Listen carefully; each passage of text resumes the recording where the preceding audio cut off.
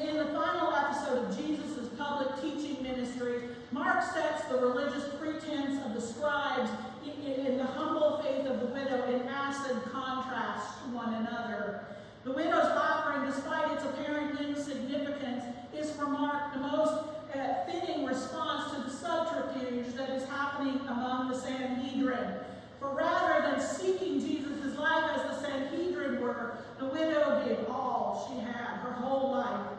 Jesus had previously warned about the scribes and some of the practices that they had adopted, including devouring widows' resources. Historical evidence suggests there were several ways in which the scribes interacted with and could take financial advantage of widows in their midst, including taking payment from widows for providing legal assistance, which was against or legally forbidden, and yet they did it. They cheated on wills or mismanaged the widows' estates while serving as their lawyers, took advantage of and freeloaded on the hospitality of those widows, took payment and promised the intercessory prayer for widows, and yet did not do that, took with the widow's home as a payment for their services when the widow couldn't pay for what they were doing. And so imagine the scene. Here we have Jesus who's at the temple one day, and he's watching. He goes into where the temple treasury is and where the offerings are given. And he's sitting there, and he's focused squarely on the part of the temple called the treasury, where people brought their offerings in to support the temple and its operation. And many of the rich people were there, and they were placing in the temple treasury large sums of money. Now we might imagine a line there within the temple. Each one of the people dressed in fine linens with wonderful, expensive jewelry around their necks or on them. And each one is hoisting a large bag of gold coins or a large coffer of silver and copper or a satchel full of jewelry and gems. And we can hear the crashing sounds, the rushing sounds of that avalanches of coins as they're being poured into that treasury. After bag after bag, crate after crate, and ever-bulging temple treasury. Now we might even hear a little bit of applause from those who were there looking on for those people, the gawking onlookers. And then there's something else that catches Jesus' attention. Not a rich person, but a poor widow. Now, there's something about this woman that catches Jesus' attention.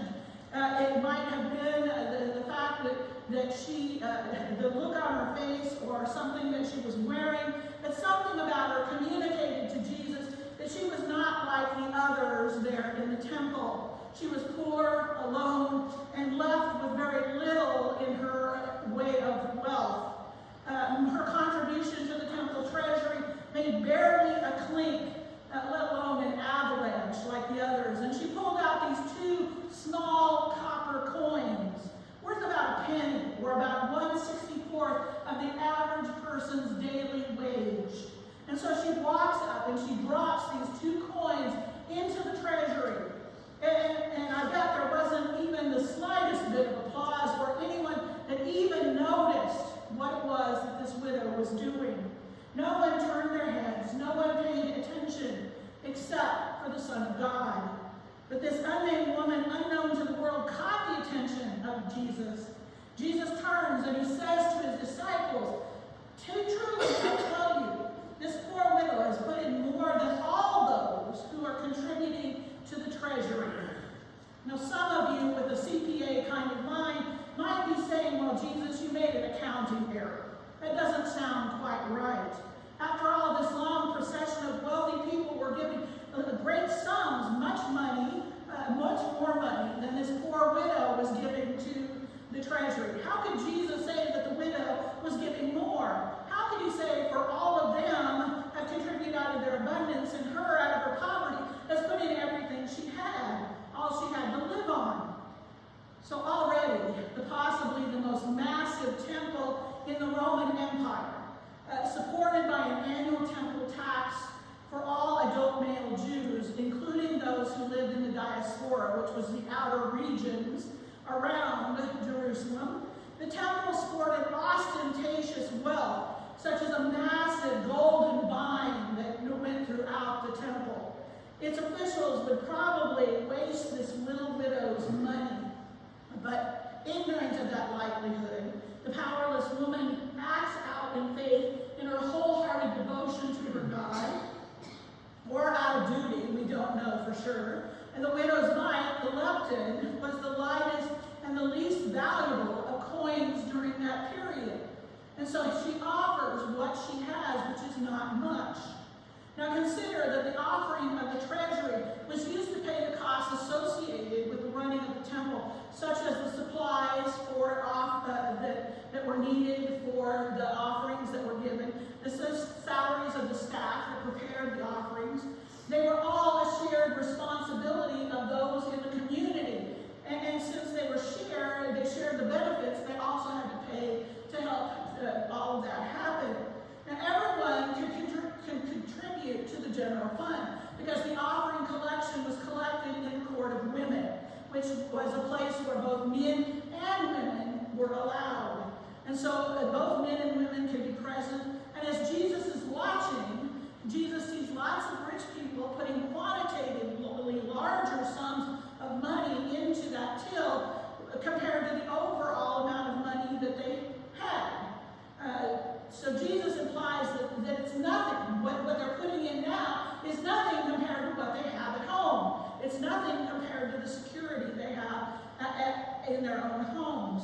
But yet the one widow, she puts in this small amount. This poor widow gives out of her poverty. It wasn't everything she had. These 2 coins were the equivalent of enough money to go buy a handful of flour. And so it was enough to buy the flour to make her a biscuit for lunch. But instead of feeding herself, she puts that money in the church offering plate. Considering that Jesus had spoken about the showy scribes and their swindling widows, it's not a far leap to assume that this particular widow was likely one of those who had been systematically taken advantage of and made to suffer at the hands of the scribes there in the temple. They were meant to support her and to provide for her, and yet here she was with only 2 coins. Remember, God commanded the care of widows and orphans throughout the Old Testament and the New. God talks, the Word talks about supporting those who are in the margins of society. And there are portions of the tithes that can be used to support those who needed it, if necessary. If this woman was down to her last coins, but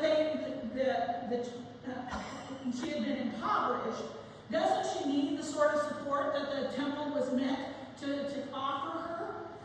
Instead, it seems that the scribes have impoverished her, and many of the people who were there giving their offerings could have helped her, but instead they were getting more attention for offering their offerings there in the temple, getting more praise for dropping it into the treasury than they were to give this poor orphan money, or this poor widow money. It feels like the question that Jesus is asking here is, when did the temple of God hit rock bottom and lose its reason for existing? Perhaps the poor widow feels a responsibility or a sense of duty to continue to participate in her faith community.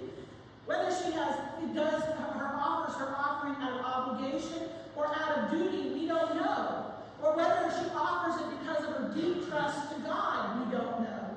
We can only guess at her motives. But we must remember that Jesus wasn't talking to the widow in this situation. He was talking to his disciples. He wasn't addressing the widow about her actions, but using what he saw there in the treasury to address something much bigger. Jesus says nothing about the widow except that she was poor and that she put in more than anyone else because of the cost and the consequences had been highest for her. The widow's offering didn't make a big difference for the temple, but it made a big difference for her. It didn't buy any more animals or any more supplies like candles, but it did make a bigger difference in her own life and in her heart as a giver. When the wealthy gave their sums, they didn't miss any of it. They still had plenty left over to go and live their lives, to wear their fine clothes and their wonderful jewelry, and to take those trips to faraway places. They didn't have to give up their luxuries or sacrifice any of their ambitions or give up any of their greed. Their offerings made no difference to them at all. But not so for the widow. The moment she heard those 2 coins plunk into the treasurer, she knew that her life was going to feel the effects of that for the rest of that day and maybe for many days on after. She knew that she would have to wait till the next time she had money to be able to do anything for herself. She would, as a result of her gift, have to do some serious reprioritizing and reassessing of what she was going to do in her life. Her 2-cent gift would impact her for a long time. The clear judgment statement that Jesus makes in this particular scripture comes in verse 40, where he condemns the scribes for their see-me attitude. They wore long robes so that they could imitate the priests. They wore them everywhere they went so that people would have to pay attention to them and acknowledge them. They did so people would pay attention and notice them wherever they went. They had the seats of worship, by the way, which were placed before the sanctuary, so that means that those people, the scribes, would be sitting right up here, facing you guys, because that meant they were the ones who were the primary focus. They would have been right there up front, staring out at you, so that you all would have to notice them. They faced the worshipers, which was a total power move to communicate how important they felt they were. And this attitude carried over to parties that they went to, expecting to be the honored guest there at the parties. These scribes did whatever they could to be noticed by the people around them, to stay in the spotlight, to stay number one in the community. And when you feel important, sometimes you do things and you think you're untouchable. And you do more and more shady things, and that's what they were doing. They were doing more and more shady things, including taking the resources of the widows, the orphans, and the poor of their community. And like the scribes screaming, "See me," with their long robes and their special public attention, Jesus was looking at the treasury offering system as well, because it was designed to give attention to those people who put in the most money.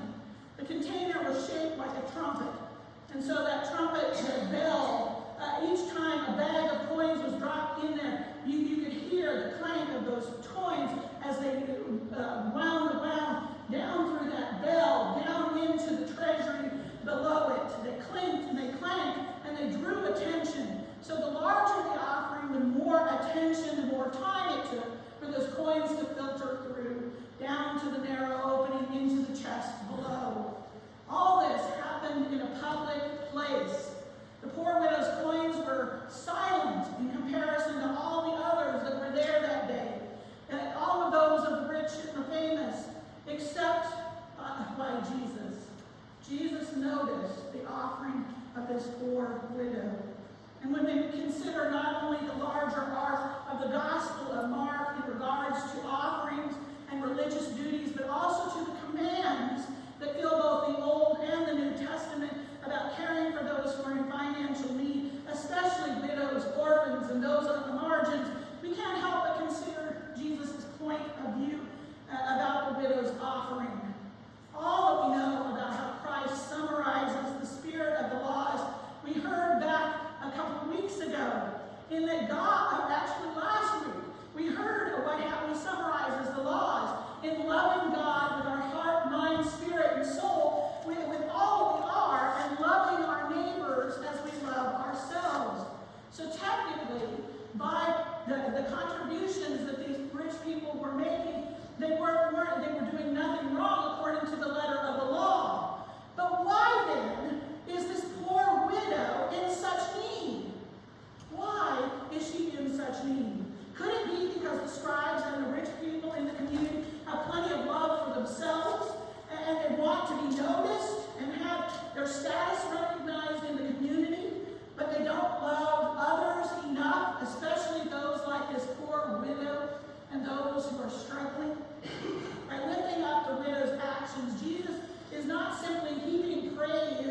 her generosity.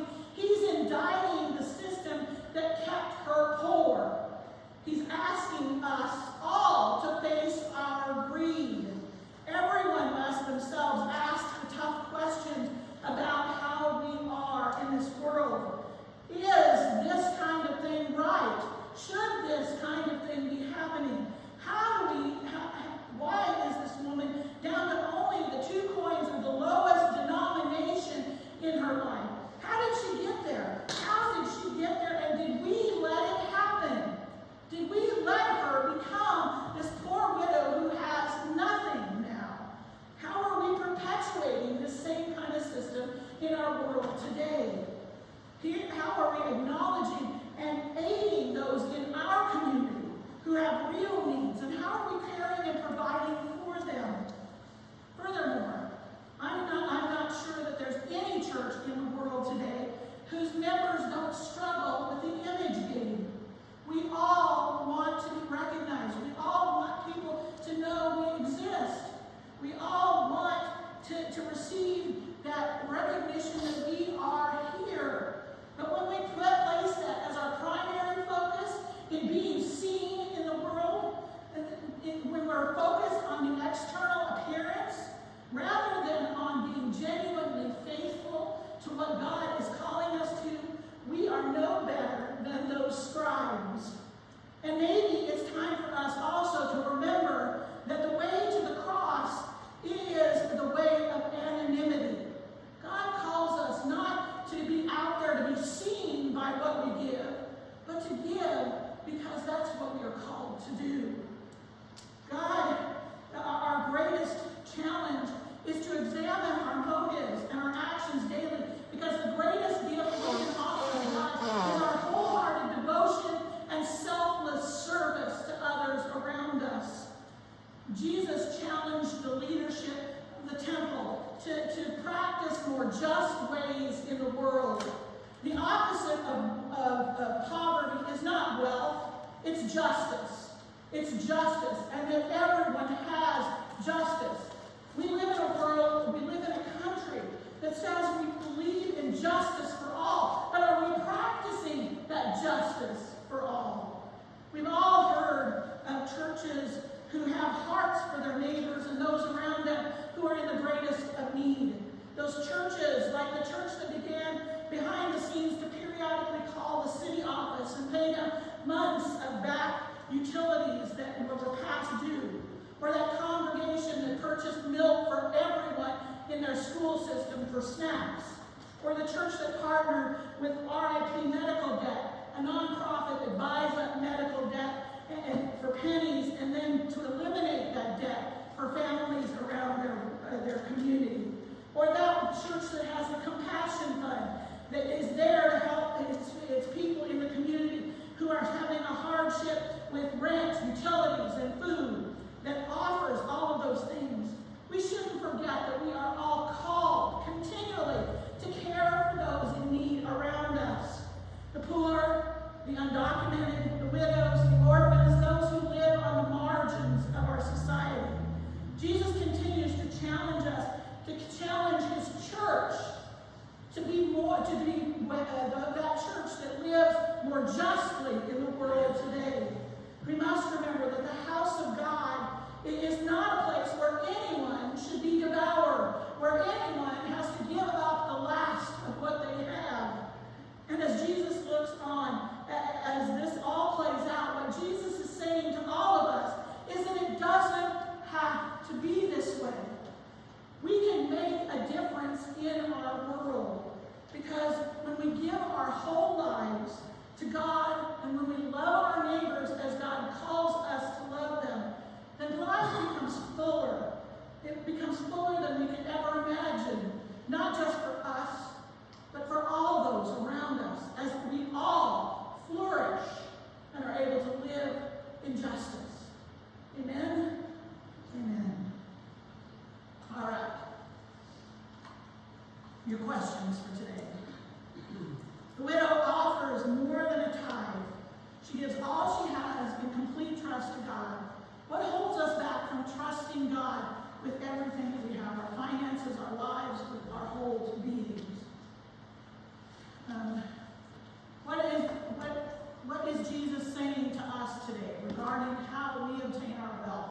and how we treat the oppressed, how we give and use our influence for or against those who are poor.